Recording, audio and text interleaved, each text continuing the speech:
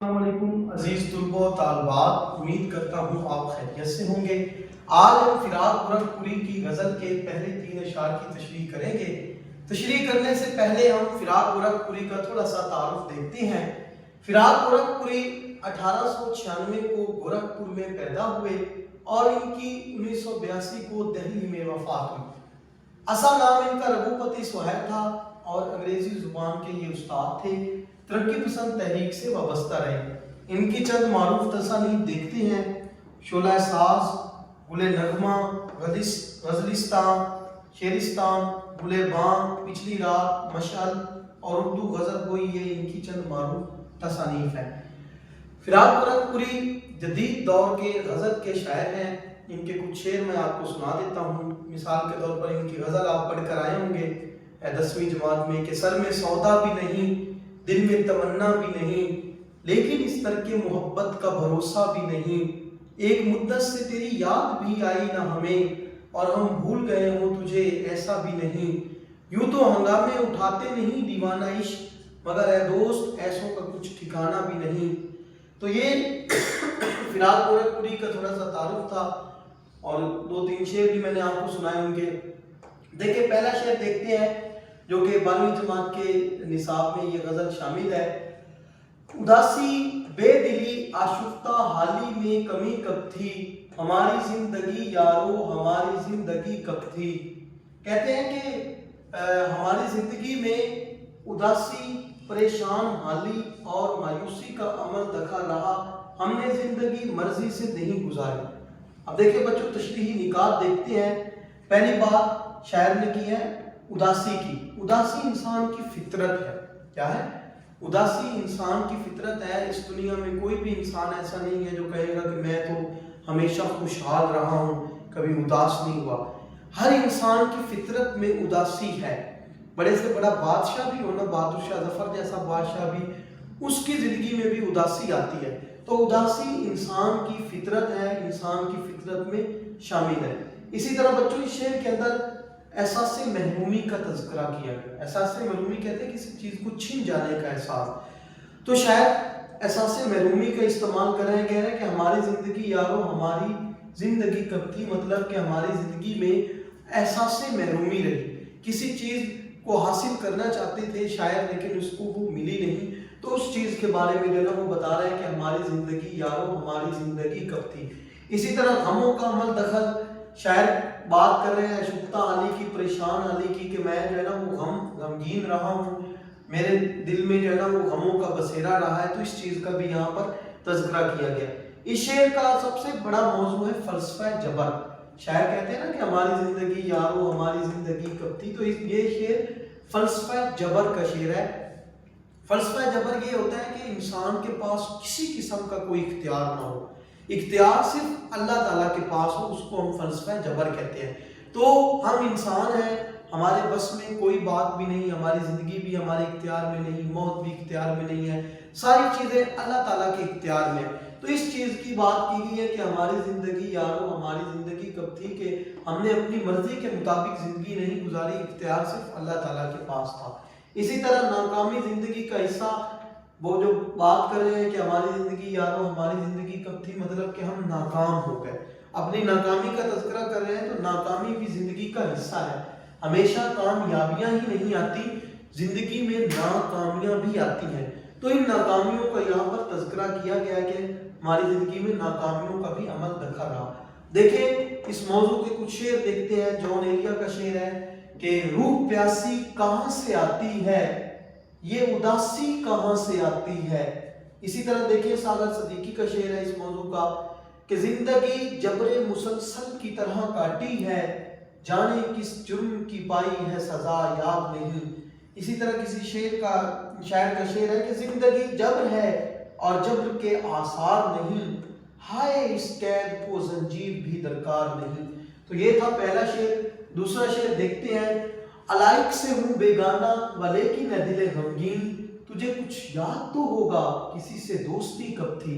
علائق کا مطلب ہوتا ہے تعلقات، بیگانہ الگ، دل غمگین افسردہ دل۔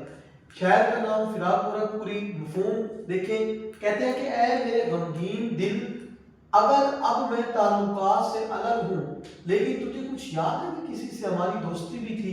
دیکھیں بچوں، شعر کے تشریحی نکات دیکھتے ہیں۔ سب سے پہلے شعر کے اندر تعلقات کی ناپائیداری کا تذکرہ کیا گیا کہ تعلقات جو ہوتے ہیں نا وہ ناپائیدار ہوتے ہیں، کبھی بھی کسی بھی وقت کسی بھی موڑ پر تعلقات ٹوٹ سکتے ہیں، ٹھیک ہے، تعلقات ٹوٹنے کا کوئی بھروسہ نہیں ہے۔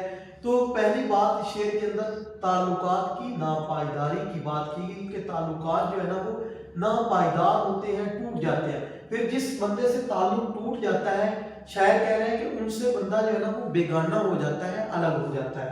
ماحول سے بے خبری، اس شعر کے اندر ماحول سے بے خبری کا تذکرہ کیا گیا۔ بعض اوقات جو ہے نا جس انسان کو محبت ہو جاتی ہے تو وہ ماحول سے بالکل بے خبر ہو جاتا ہے، اس کو کوئی پتہ نہیں ہوتا کہ ماحول دنیا میں کیا ہو رہا ہے کیا نہیں ہو رہا ہے، مہنگائی ہے، چیزیں سستی ہیں، کوئی دنیا کے کاروبار کا نہیں پتہ ہوتا کیونکہ اس کو محبت ہوتی ہے۔ تو ایسے ہی شاعر کو بھی محبت ہے اور وہ تعلقات سے، ماحول سے بالکل بے خبر ہے، بے گانہ ہے، ٹھیک ہے۔ اسی طرح بچوں دیکھیں اس شعر کے اندر دوستوں کی بے رخی کا تذکرہ کیا گیا۔ تجھے کچھ یاد تو ہوگا کسی سے دوستی کب تھی؟ دوستوں کی بے رخی کا تذکرہ کیا گیا کہ میرے دوستوں نے میرے ساتھ بے رخی کی تو میں نے ان کے ساتھ تعلق توڑ دیا۔ دوست محبوب اردو غزل میں ویسے بھی جو ہے نا آپ نے دیکھا ہوگا، پڑھا ہوگا کہ وہ بے رخی کرتا ہے، بے وفائی کرتا ہے۔ تو اس شعر کے اندر بھی دوستوں کی بے رخی کا تذکرہ کیا گیا ہے۔ محبت سے زندگی میں یا مشکلات میں مزید اضافہ، جس شخص کو محبت ہوتی ہے نا اس نے دنیا کے دوسرے تعلقات بھی توڑ دینے ہوتے ہیں، محبوب کی خاطر وہ سارے کام کرتا ہے۔ تو ایسے ہی محبت سے مزید مشکلات ہوتی ہیں، مشکلات میں اضافہ ہوتا ہے۔ اسی طرح بچوں دیکھیں آخری اس کا پہلو ہے شعر کا، آخری نکتہ کہتے ہیں کہ محبت بے اختیار جذبہ ہے۔ وہ کہتے ہیں نا کہ محبت کی نہیں جاتی، محبت ہو جاتی ہے۔ تو ایسے ہی محبت جو ہے نا ایک بے اختیار جذبہ ہے، جب محبت ہو جاتی ہے تو پھر دنیا سے شاعر یا کوئی عاشق جو ہے نا وہ بیگانہ ہو جاتا ہے۔ تو یہ چیز بھی اس شعر کے اندر جو ہے نا وہ بتائی گئی ہے۔ اسی موضوع کو ایک شعر دیکھتے ہیں حوالے کے ناصر کاظمی کا شعر ہے کہ اے دوست ہم نے ترک محبت کے باوجود محسوس کی ہے تیری ضرورت کبھی کبھی۔ اسی طرح ناصر کاظمی کا شعر ہے کہ یہ حقیقت ہے کہ احباب کو ہم یاد ہی کب تھے جو اب یاد نہیں۔ احمد فراز کا شعر ہے کہ تم تکلف کو بھی اخلاص سمجھتے ہو فراز، دوست ہوتا نہیں ہر ہاتھ ملانے والا۔ اس غزل کا تیسرا شعر اور آج کے لیکچر کا آخری شعر ہم پڑھتے ہیں۔ حیات چند روزہ بھی حیات جاوداں نکلی، جو کام آئی جہاں کے وہ متاع عارضی کب تھی۔ حیات چند روزہ مختصر زندگی، حیات جاوداں ہمیشہ کی زندگی۔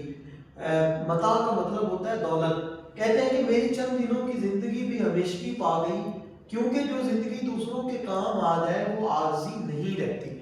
دیکھیں اس شعر کے اندر جو ہے نا پہلی بات جو کی گئی ہے وہ زندگی کی ناپائیداری کا تذکرہ کیا گیا کہ زندگی، حیات جو ہے نا وہ چند روزہ ہے، چند دنوں کی زندگی ہے، کوئی پتہ نہیں ہے کب ہمیں موت آ جائے۔ ہستی اپنی حباب کی سی ہے، یہ نمائش شراب کی سی ہے۔ تو یہ زندگی ناپائیدار ہے، ٹھیک ہے، اس زندگی کا کوئی پتہ نہیں ہے، موت سے کس کو رستگاری ہے، آج وہ کل ہماری باری ہے۔ تو زندگی کیا ہے؟ ناپائیدار ہے۔ لیکن اگر اسی زندگی کو ہم خدمت خلق میں گزار دیں تو یہ زندگی ہماری عارضی نہیں بنتی بلکہ مستقل کی بن جاتی ہے۔ یہی بات جو ہے نا شاعر نے یہاں کی ہے، حسن سلوک کا درس دیا گیا ہے۔ شاعر نے شعر کے اندر ہمیں حسن سلوک کا درس دیا کہ آپ دوسرے لوگوں کے ساتھ اچھا تعلق بنائیں، حسن سلوک کریں، اچھا اخلاق ہونا چاہیے۔ حقوق العباد کی بات، آپ کو پتہ ہوگا کہ ایک حقوق اللہ ہوتے ہیں اور ایک حقوق العباد ہوتے ہیں۔ اللہ تعالیٰ کے حقوق میں نماز، روزہ، یہ ساری چیزیں، اور حقوق العباد جو ہے نا یہ دوسرے لوگوں کے کام آنے کے حقوق ہیں۔ والدین کے مختلف حقوق ہوتے ہیں، دوستوں کے الگ ہوتے ہیں، بھائیوں کے الگ، ہر چیز کے، ہر تعلق کا ایک الگ حق ہوتا ہے۔ تو اس شعر کے اندر شاعر نے حقوق العباد کی بات کی ہے۔ خدمت خلق کی افادیت، یعنی کہ جب ہم انسان کی خدمت کرتے ہیں تو اس کا ہمیں فائدہ ضرور ہوتا ہے، اگرچہ ہماری زندگی عارضی ہوتی ہے، چند دنوں کی ہوتی ہے، لیکن ہمارے مرنے کے بعد بھی لوگ ہمیں اچھے نام سے یاد کرتے ہیں۔ تو اس شعر کے اندر شاعر نے ہمیں درس دیا ہے کہ آپ दूसरे लोगों के साथ उसने सलूक से पेश आए, दूसरे लोगों का फायदा करें। देखिए ना, मिसाल के तौर पर आपने गर्मियों के दिनों में अपने घर के बाहर पानी वाला कूलर लगाया हुआ है, ठीक है, तो वो हमेशा जो भी वहां से गुजरेगा पानी पिएगा तो आपको नेकी मिलेगी। अगर आप मर जाते हैं, खुदा ना खास्ता, आपके मरने के बाद भी वो कूलर चलता रहता है, पानी लोग पीते रहते हैं, तो इसका अजर आपको हमेशा हमेशा मिलता रहेगा।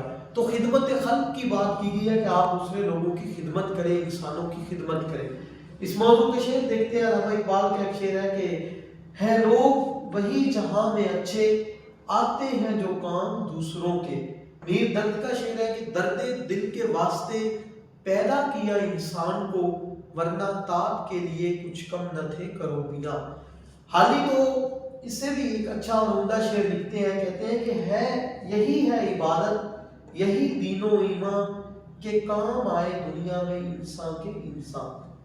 तो ये थे फिराक गोरखपुरी की गजल के पहले 3 अशार जिनकी हमने तशरीह की है। उम्मीद करता हूँ कि आप सबको समझ आ गई होगी कि इस शेर में, इन अशार में शायद जो है ना वो क्या कहना चाहते हैं। राशिद बशीर उर्दू को इजाज़त दीजिए। अल्लाह हाफिज़।